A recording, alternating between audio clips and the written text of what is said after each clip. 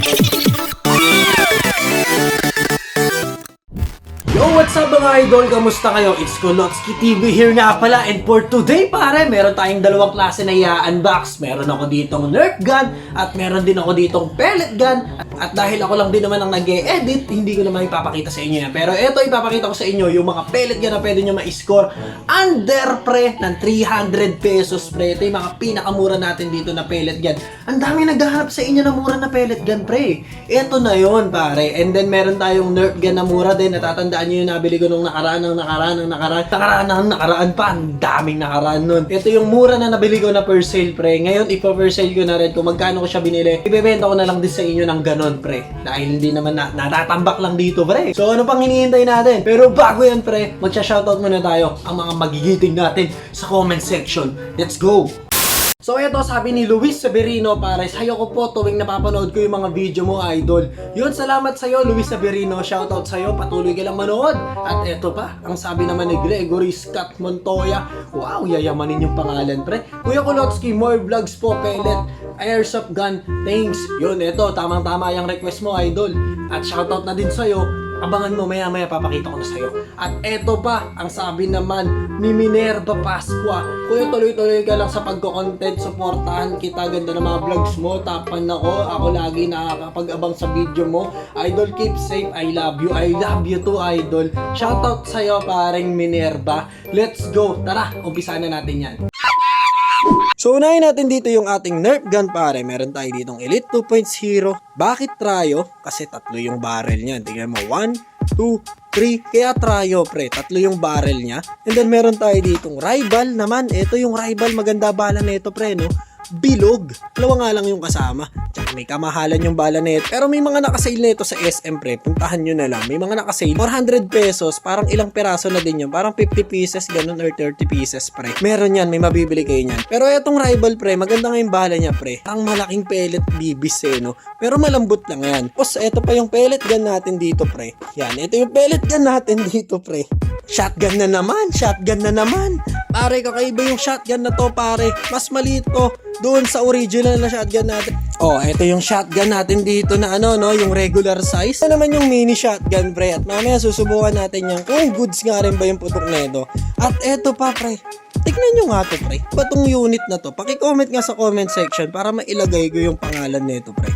Pero ang alam ko kasi, rifle to. Pero meron niyang unit name.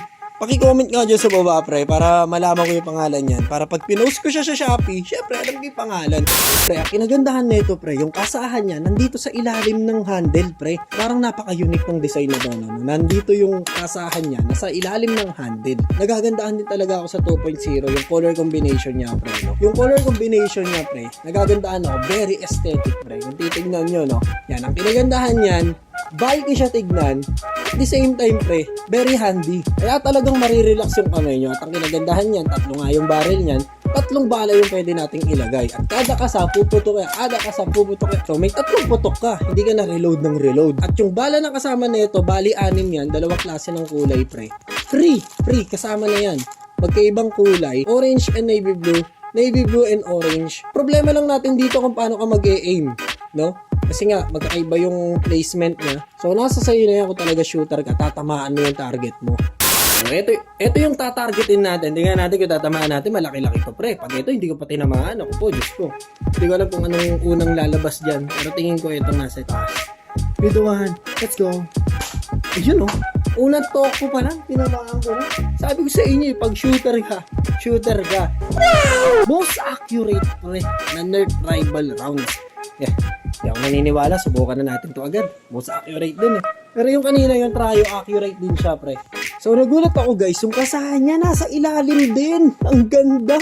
At nung hinatak ko yan pre, tignan nyo kung gaano kahaba, hahataking ko. Boom! Ang haba nung ano niya pre no. Nung stick niya pre, ang haba. And then nag-automatic open. Dito pala nagre-reload. So eto yung bala niyan. Oh, dalawang bilog, flappy. Para siyang ano no, double barrel na shotgun. Ganun yung style niya, pre. Gusto ko na to. Subukan na natin to. At may lock siya, pre. Yan oh, may safety lock. Kung ayaw nyo gamitin, may safety lock. safe na safe dahil nga medyo malakas siguro to pre. Kasi tignan nyo, ang haba talaga ng spray tsaka medyo matigas po nasa. So subukan na natin to agad-agad. Pwede nyo rin siya isabit to. Oh, may sabitan siya rito kung ipang di-display nyo. Pwede. Parang ayoko nang ibenta yung dalawa nito ah. Meron kasi ako nito dito 3. Ang gaganda. So, ililit yung target natin. Siya na naman. Oo, ikaw na naman. Tumango ka dyan. Ikaw na naman. Wala kang choice. Kung di ikaw lang, huwag kang aaray. Dahil eto malakas to, pre. 3, 2, 1, let's go. Boom. Boom. Ay, gagi. Ang inang lakas. Ba't ganun? Kahit etong display ko na mabigat na to, halos tumumba. Tinamaan din ba siya? Oo nga. Pati ito. Tapat-tabi. Yung mga gwardiya natin dito na nakatayo. Ang inang lakas. Sabi ko sa inyo, hindi biro yan, pre. Parang hindi pang bata yun, pre. Ha? Dapat pala, marami tayong gantong klase ng bala, pre. No? 2 lang kasi yung pre. Tsaka hassle, pre. Hassle maghanap. Kasi pagkabaril mo na ito, tatalsik to kung saan. Dapat marami tayong extrang gando. Pero, pre, the best sa akin to. Ang ganda na ito. Subukan naman natin to doon. Nakita niyo yung lata na yon ng Sunmig Light. Tignan naman natin kung kaya niyang UP-in yun. So, 3, 2, 1. Let's go! Gagi, ayoko. Oh, ang lakas nito, boy. Ang lakas nito kahit yung computer ko bumukas. Ang ayoko na nito. Ang lakas, ang ganda pang malayuan. Grabe pala to. Kaya ata to sinesale para maubos na. So, dito naman tayo sa mga pellet gun natin. Again, YouTube, this is a toy, no? Bibis lang ang gamit natin dito. Dito totoo. This is not the real one, pre. So, ito yung ano natin dito, no? Yung una nating rifle, yung lagay niya ng bala nandito sa Gedli. Yung mga rifle natin, pre, no? Tignan niyo yung magazine. Dito lagayan, no? Ng mga sniper natin. Dito lagayan ng bala. Hindi nyo pwedeng ilagay dito mismo na irerekta nyo. Magkakaproblema talaga kayo. Baka masira nyo ba? Kalug-kalugin nyo lang, kalug-kalugin nyo lang at nandyan na yung bala. Parang magic, no? Diba? Parang magic, lumabas agad. At yung baby shotgun natin dito, ito yung mura natin dito na baby shotgun. Dito lang, dyan lang din. At pwede nyo punuin yan hanggat gusto nyo. Pag nakita nyo lumabas na yung bala, ibig sabihin, puno na yun. May bago nga rin palang color yung ano, no? Yung FN natin dito na Herschel Belgium, pre. Yan, may bagong colorway, camouflage na ganda yung kulay, color brown. So, ayun yung target natin, yung lata ulit. So, sapulin na natin yan agad. Baby shotgun. Let's go. Oh no. Oh no. Oh no. Oh no. Oh no. Gagi, nakikita ko yung UP ng lata. Pre, solid din talaga. Pag nagkasa kayo, walang lumabas sa bala, ibaba nyo lang na ganyan. Ayan. Doon lalabas yung bala nyan. Kasi syempre yung bala niyan, laro lang ng laro, up and down, up and down. Kailangan nyo i-adjust yung pagkakasa nyo. So, ayan pre. Naku, kawawa na yung lata pre. Ubusin na natin to. 2 na lang. 2 na lang boy. Yung kabilang side. O, wag yung kabilang side. Yan. Okay. Oh, may nakikita akong gagamba. Okay. Ang liit ng baby shotgun. Na pang ganyan mo yung lata. Tignan mo. Solid ng tama, halos pumakat yung bala,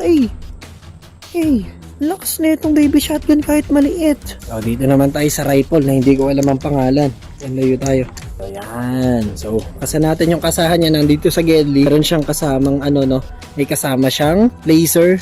Yung scope niya, fake scope. Pang display lang. Hindi niya masisilip yan. Tinanggal natin to, magagamit natin yung laser niya. Pero hindi naman natin kailangan. So, ang kasahan niya nandito sa gilid. Medyo mabigat ikasa din katulad ng shotgun. So, 3, 2, 1, let's go. Boom. Ba? UP din ah. Boom. Ina. Ba't ganito yung mga pellet gun ngayon? Kung ano ba yung maliliit. Sila yung malalakas. Pero eto hindi pala to ganun kaliit. Maliit lang ng konti sa mga sniper natin. Pero rifle nga pala to. So, yan. Dito mamatuloy Ayun solid ang tama sa lata. Ayun May pusa ba sa gilid? Uy, wala nang bala? Wala nang bala? Uy, wala nang bala? Bus na agad? Uy, wala nang bala. Gagi, nabitin ako. Pag nabitin ka, meron pa yan. Sabi ko sa inyo, pwede kayo mag-imbak mismo dito. Hindi ka na mahihirapan mag-reload.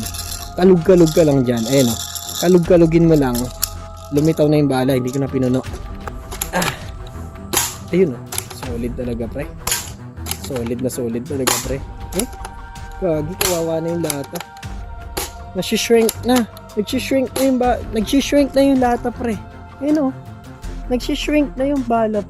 Nagsishrink na yung lata, pre. Sa sobrang lakas ng pellet. So yun lang guys, maraming salamat sa inyo. Yung mga Gagamba Vlogs natin, abangan nyo pre. Ang daming sumusuporta sa atin sa Gagamba Vlogs. Shoutout sa inyong lahat. Mag-aanap tayo ng Gagamba kahit saan ngayon. Kung saan man tayo mapadpad. Let's go! Yeah! Bye-bye! Kita-kits tayo next video.